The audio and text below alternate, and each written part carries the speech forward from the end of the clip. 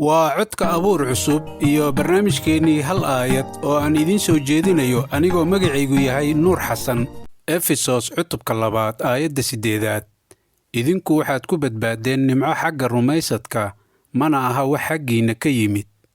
Nimco waa hadiyadna la siiyey oo aanan istaahilin, shaqaysanna karin, hadda hadhow iyo weligeedba. Nimcada uu Ilaahay noo soo diray ee hadalkiisa Masiixa waxay nooga baahan tahay sida aayadda ku qoran inaan rumaysanno, taasoo ah rumaynta ballanka Ilaahay ee badbaadada dadka oo dhan intii rumaysato hadalkiisa. Waxaa qoran haddaad afka ka qiratid in Yeshuuca yahay Rabbiga oo aad qalbiga ka rumaysatid in Ilaah isaga ka sare kiciyo kuwii dhintay, waad badbaadi doontaa. Waayo qalbiga waxbaa laga rumaystaa xagga xaqnimada, afkana waxbaa laga qirtaa xagga badbaadinta. Ilaahay waa abuuraheenna, ilaaliyaheenna iyo badbaadiyaheenna. Waxbana ma samayn karno la'aantiis.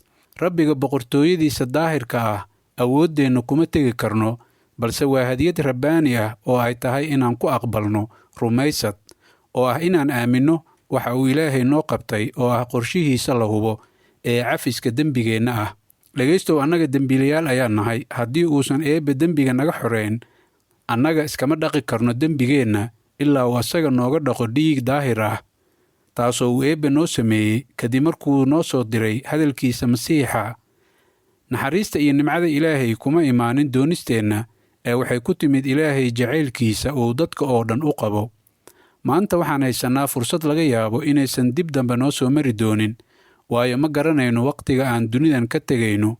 Haddii aan tagno waxaana sugaayo waa xukunka Ilaahay, oo waxaan xisaab ka bixin doonnaa wixii aan jidhkan ku falnay. Casharkeenna maanta intaas ayuu noogu egyahay. Intaan casharka xiga ku kulmayno, nimcada Rabbi Masiix ruuxiina hala jirto.